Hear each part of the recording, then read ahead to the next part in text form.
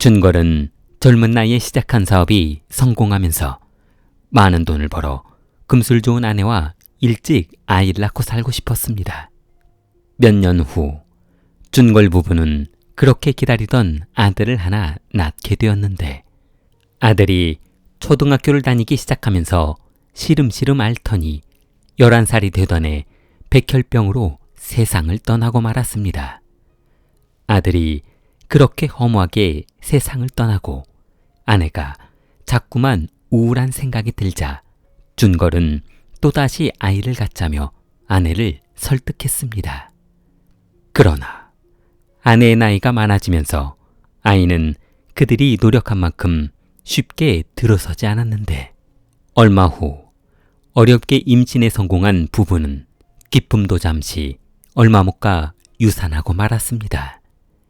준걸은 아내가 유산한 것도 충격이었지만 더욱 충격적인 것은 산부인과에서 아내가 더 이상 임신은 어려울 것 같다는 말을 듣게 된 것이었습니다. 두 부부는 의사로부터 그 말을 듣자 청천벽력이 떨어진 것만 같았습니다.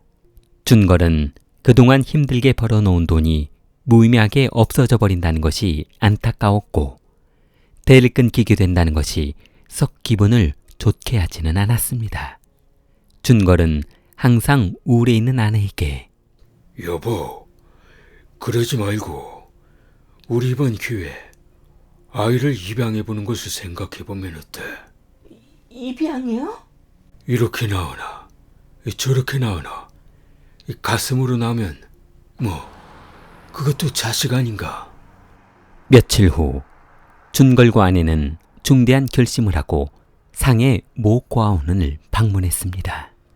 부부는 고아원에 있는 아이들을 둘러보고 태어난 지 몇 개월 안 된 남자아이를 입양하기로 결정했습니다.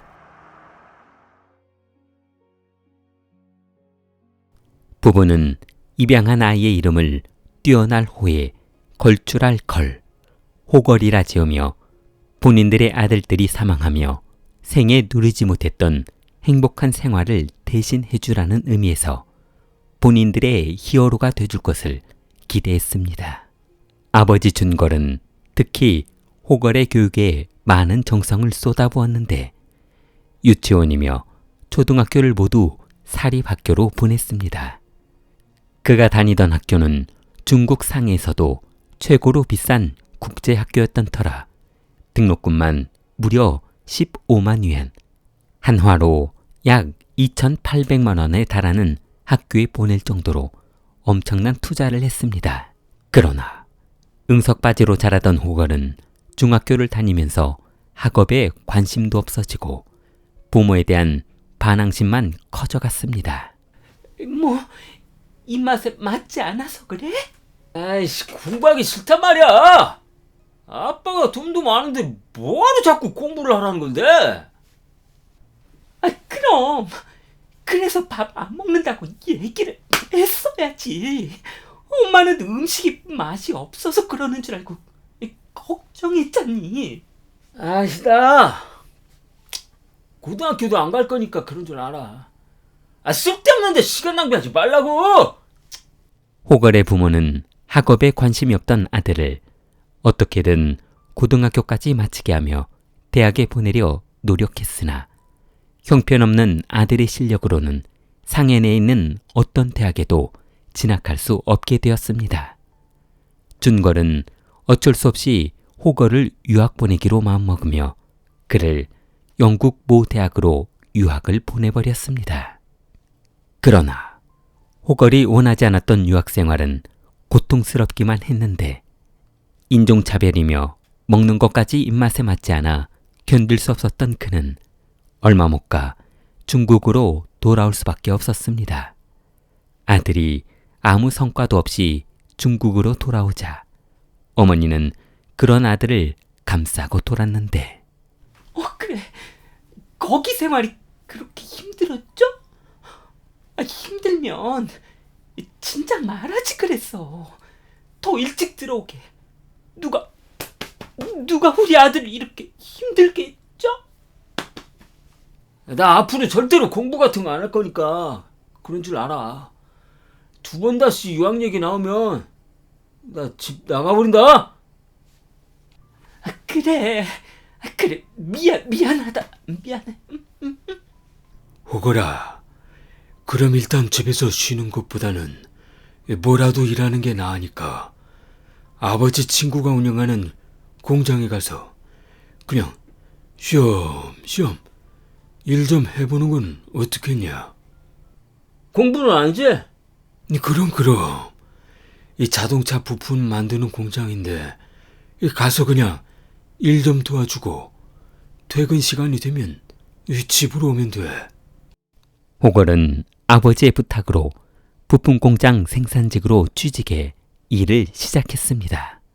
그러나 호걸이 직장 생활에서 받은 월급은 그의 한 주 용돈도 안 되는 3,000위안, 한화로 약 56만 원에 불과해 직장 생활에 그리 큰 애정을 가지고 일하진 않았습니다. 호걸이 직장 내 친구들과 어울려 다니던 어느 날,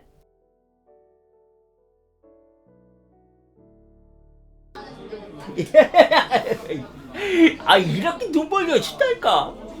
나는 칭다오 썬더가 이길 줄 알았어. 무슨 말이야? 그 스포츠 토토 말이야. 이번 주 배당률이 아주 좋았거든. 그래서 사서는 배팅한 적이 없어. 그걸 맞으면 아주 대박이라고. 성찬이도 저번에 대박 났어. 차 바꿨잖아. 그거 어떻게 하는 건데? 얼마 후 호걸은 호기심이 생겨 인터넷 도박판에 소액을 베팅하자 적지 않은 돈을 벌게 되어 인터넷 도박에 대한 호기심이 많아지게 되었습니다. 이야. 나는 그냥 샹하이 레이더스가 이길 것 같아서 정말 그 느낌만으로 배팅을 했거든. 그런데 야, 그게 어떻게 이렇게 정말 적중을 하냐? 야, 허건이 너 그동안 네가 몰랐던 재능이 있었던 거 아니야? 도박판에서 우승을 맞추는 그런 예측 같은 거 말이야.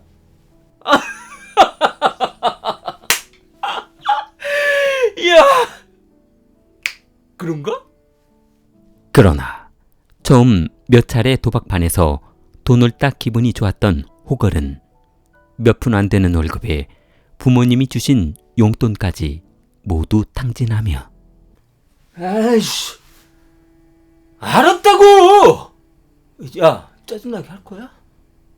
그래. 50만 위야. 그런데 만약 이번에 빌려가신 돈 약속하신 날짜에 산부이자 더해서 갚지 않으시면 어떤 일이 벌어질지 모르십니다. 야, 이건 뭔 멍멍이 소리 하는 거야? 우리 아버지가 샹하이 원단 사장이야. 그럼 일단 이 돈 쓰시고 만약 약속 어기시면 아버님을 한번 찾아뵙겠습니다. 지금까지 이 사채 빌려가신 돈이 한 200만 위안 정도 됩니다. 아주 노래를 하지 그러냐? 노래를? 이번에 딱 맞춰서 돈 따올 테니까 걱정 말고 기다려. 그러나 호걸은 사채업자에게 빌린 마지막 돈까지 인터넷 도박판에 날리며 사채업자를 불러 한 번만 파달라며 사정했습니다. 호걸은 사채업자가 쫓아올 것이 무서워 회사에 출근하지도 않으며 잔돈푼으로 즐길 수 있는 도박장을 기웃거렸는데, 아이, 이 쥐새끼 같은 놈아. 그렇게 숨어 지내면 누가 못 찾아낼 줄 알았어? 숨긴 누가 숨어요? 그런데 여긴 어떻게 알고? 찾겠네, 씨. 야, 그건 그렇고 빌려간 우리 돈 어쩔 거야? 사채업자는 들고 있던 흉기를 호걸의 가슴팍에 갖다 대며 심장은 5만원, 간은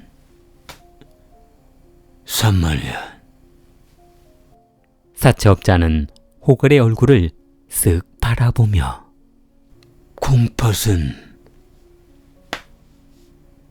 2만원. 어때? 그럼 가격이 좀 맞으시려나? 미안해요. 미안합니다. 제가 어떻게든 마련해 볼게요.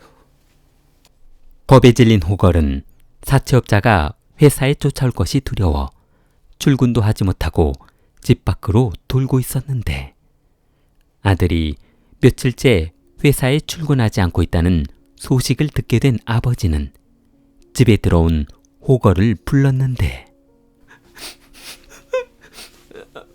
아빠. 공포에 떨고 있던 호걸은 눈물을 흘리며 부모님 앞에 무릎을 꿇었습니다. 아빠. 이번에 한 번만 봐줘. 그놈들이 나를 어떻게 할지 모른단 말이야. 이번 달 말까지 돈 갚지 않으면 다시 실종될지도 몰라. 아니 그럼 그때 그만뒀다던 도박을 아직도 하고 있단 말이냐? 아빠 지금 그런 걸 따질 때가 아니라고. 아들이 죽는다고. 아버지는 아들과 앉아 이야기를 나누며 그동안 있었던 모든 일들을 알게 되었습니다. 얼마 후 사채업자들이 호걸의 아버지를 찾아왔고 아버지는 아들의 빚이 200만 위안에 달한다는 것을 알게 되었습니다. 그리고 그 자리에서 아들의 빚을 모두 갚아주었습니다.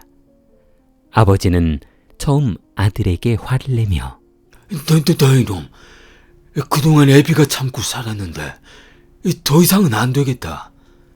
2번 다시 도박에 손을 댄다면 이 집에서 나가거라. 아빠. 나 각서 쓸게. 각서 써야 될 거 아니야.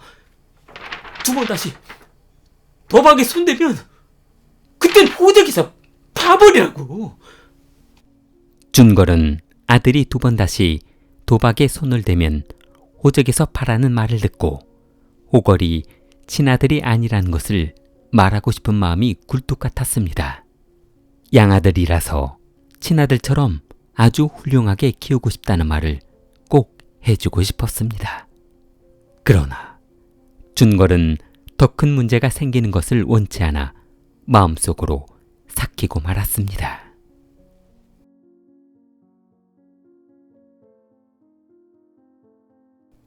(2018년 8월) 호걸은 결혼해서 정신 차리고 새 인생을 살아보겠다며 지인의 소개로 한 여성을 만나보게 되었습니다. 그녀는 상해 사범대학을 졸업한 엘리트였고 졸업 후 상하이 푸단의 모 초등학교 교사로 재작 중인 선생님이었습니다. 호걸의 부모님은 아들이 결혼한다는 소식을 듣고 날아갈 것처럼 기뻤습니다. 그렇게 훌륭한 신부감을 2번 다시 만나기도 힘들 것 같았고 아들이 정신 차리고 살아보겠다며 결혼을 결심했던 터라 부모로서는 어떻게든 이번 혼사를 놓치고 싶지 않았습니다. 초등학교 교사인 류는 호걸의 부모가 재산도 많고 성격이 좋다는 소개를 받아 키도 크고 인물도 잘생긴 호걸과 결혼하기로 마음먹었습니다. 자기야, 우리 결혼 미룰 거 있어? 자기 부모님도 좋아하시는데 내년 초쯤에 결혼해버리는 건 어때? 나는 좋아. 자기가 원한다면 그렇게 하자. 2018년 8월 처음 만난 두 사람은 2019년 8월 혼인신고를 하고 2020년 1월 혼인식을 올리게 되었습니다.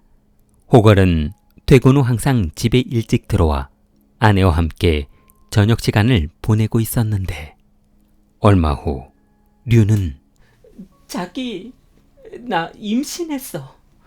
임신 초기래. 그래서 당분간 집에서 조심해야 할 것 같아. 그래? 그럼 나 이제 아빠 되는 거야? 부모님한테도 말씀드려야겠다. 호걸은 아버지가 된다는 기쁨을 감추지 못하고 아버지며 지인들에게 자랑하기 바빴는데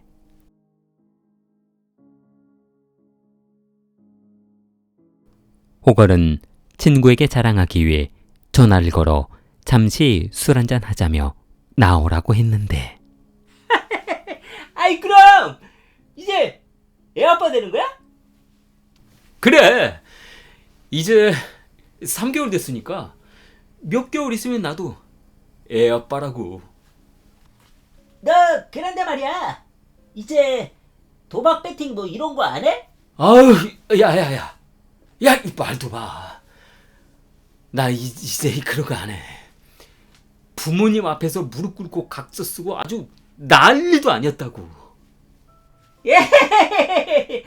아이 근질근질해서 어쩌나? 참 내가 말 안 했었지? 나 이번에 고액 배팅 받아서 대박 났잖아. 그 돈으로 한번 플렉스하게 질려보려고. 지금 오토바이를 사야 하나 차를 사야 하나 고민이야. 어? 그렇게 큰 거 맞았어? 어디다 걸었는데?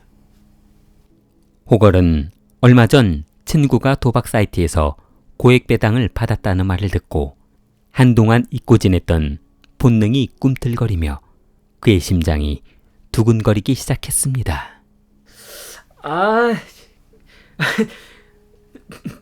그럼 그냥 나도 심심풀이로 한번 해볼까? 아이 그래. 그냥 재미 삼아서 한번 해봐. 큰돈 하지 말고. 그때 친구와 술을 마시던 호걸에게 한 통의 전화가 걸려왔습니다. 엄마? 엄마가 이 시간에 웬일이야? 어머니가 한참 동안 말을 하지 않고 있자 엄마, 무슨 일 있어? 아빠가 오늘 병원에 다녀오셨거든. 호걸은 한 손으로 맥주컵을 들어 올려 마시며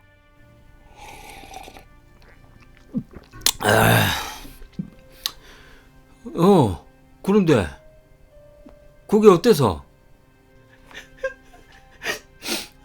아빠가 아미를 되잖아. 그래? 아니, 알았어. 일단 뭐 집에 와서 이야기하자. 너 아까 뭐라고 했지? 호걸은 친구의 유혹을 뿌리치지 못하고 다시 인터넷 토토 도박에 빠지며 친구처럼 큰 경기에 한 방 걸어 고액의 배당금을 기대하고 있었습니다. 얼마 후 알았어요. 알았다고. 아이씨, 짜증나게 진짜 사람 못 믿어요? 시간을 좀 달라고요. 계속 그렇게 재촉한다고 뭐 해결됩니까? 야, 너 이대로 시간 끌다가는 장기 하나 팔아야 끝나니까 이준혜로 돈 가져와. 마지막 경고야. 아이씨, 양아치 같은 놈들. 돈 몇 푼 안 되는 거 가지고 난리네, 난리야. 그날 이후 호걸은 매일 걸려오는 사채업자의 전화에 잠을 자지 못하며 불면증에 시달리고 있었습니다. 아이씨. 당장 수백만 원을 어디에서 구하란 말이야. 그렇지. 아빠가 암에 걸렸으니까 와이프한테 수술비가 필요하다고 하면 곧바로 보내주겠지? 그래도 지 시아버지가 수술한다는데 돈 안 내놓을 며느리가 어딨어? 호걸은 곧바로 아내에게 전화해 다급한 목소리로 자기야! 자기야! 무슨 일 있어? 아빠가 대장암이래. 대장암에 걸려서 급하게 수술을 해야 되는데 너는 임신한 상태라서 중환자실에 들어오면 안 되잖아. 대아한테 문제가 있을 수도 있다고. 급하게 필요해서 그러는데 600만 원만 내 계좌로 바로 입금해줘. 아빠가 호흡기를 찾고 있어서 돈을 찾을 수가 없어서 그래. 알았어. 호걸은 현금 지급기 앞에 서서 류가 보내준 돈이 입금되기만을 기다리고 있었습니다. 아이씨, 쓸데없는 문자가 오고 지랄이야. 바빠 죽겠는데. 얘는 왜 이렇게 입금을 안 하는 거야? 빨리 넣으라니까.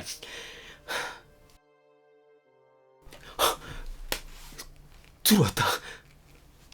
호걸은 아내로부터 돈이 입금되자마자 사채업자에게 송금하며 안도의 한숨을 내쉬었습니다. 돈 입금했으니까 당분간은 전화 안 하겠지. 이 쓰레기 같은 놈들.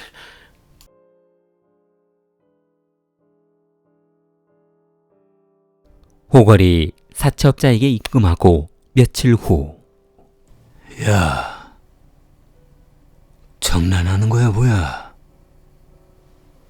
600으로는 내 빚이나 닦고 나머지 4천만 원은 언제 갚을 건데?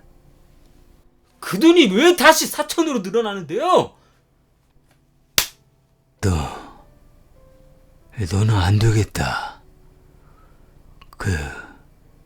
아버지 입원해 있는 병원으로 갈 테니까 거기에서 만나자. 왜 우리 부모님을 건드리시는 건데요? 잠시만요. 제가 다시 한번 알아볼 테니까요. 며칠만 시간을 주세요. 다음 날 오전 호흡기 감염병으로 재택근무를 하고 있던 류는 베란다 건조대에 빨래를 널면서 임신한 배를 만지며 콧노래를 부르고 있었습니다. 자기야. 자기 돈 있으면 한 2천만 원만 빌릴 수 있을까? 아버지 깨어나면 곧바로 줄게. 얼마 전에 돈 보내줬잖아. 그건 급하게 쓸 때가 있어서 쓴 거고 이번에는 아주 급하단 말이야. 그 돈 어디에 썼는데? 자기 혹시 다른데 이전에 끊었다던 도박판에 쓴 건 아니지?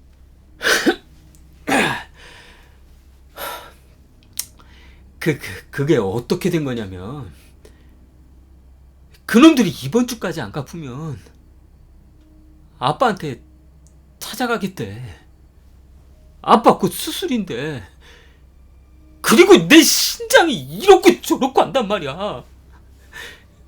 나 너무 무서워. 뭐? 나는 그런 돈 없으니까. 돈 있다고 해도 그런 돈 못 주니까 그런 줄 알아. 못 준다고? 야, 내가 죽을 수도 있다고. 너는 내가 그놈들한테 죽어도 상관없다는 말이야? 그래, 나는 상관없어. 이런 씨. 호걸은 화가 난 표정으로 부엌에 있는 칼을 들고 류에게 달려들었습니다. 그리고 린의 목을 향해 칼을 휘둘렀습니다. 못 줘? 못 주냐고. 이렇게 내가 사정했는데 못 주냐고?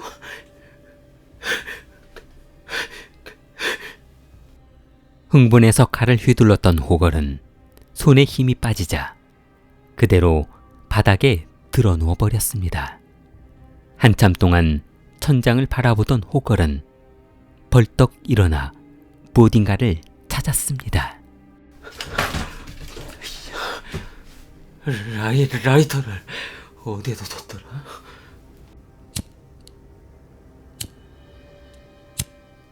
잠시 후 호걸은 한 손에 라이터를 들고 안방으로 들어가 침대와 옷장에 불을 붙였습니다. 그리고 거실에 있는 커튼과 소파에 불을 붙여버렸습니다.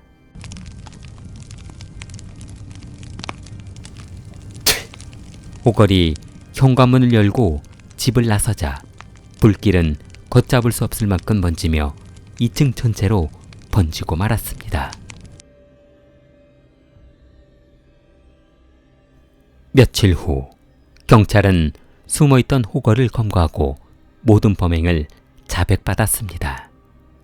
호걸은 항소를 거듭하다 9개월이 지난 7월 30일 살인과 방화 혐의로 상해법원으로부터 사형을 선고받았습니다.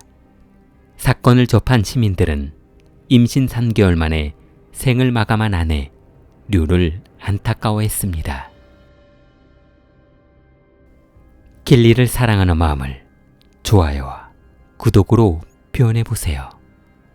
길리였습니다.